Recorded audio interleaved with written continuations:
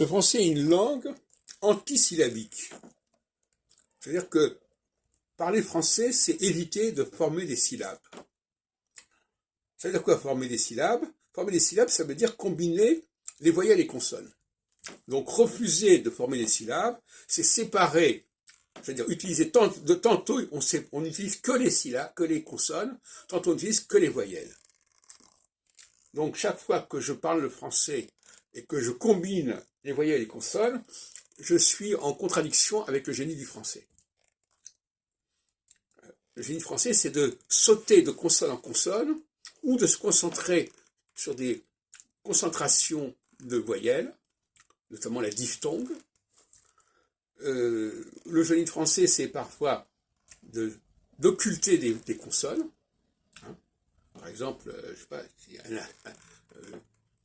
quand je dis par exemple les, L-E-S, je ne prononce pas le S. Et on ne le fait pas automatiquement. Hein. Par exemple, on dit les vacances, alors que là, normalement, le S de vacances, bon, de toute façon, on ne prononce pas.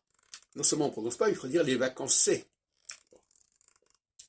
Ce qui nous rapproche plus des finales plurielles de l'italien, parce que l'italien a ajusté quelque part son écrit sur son oralité.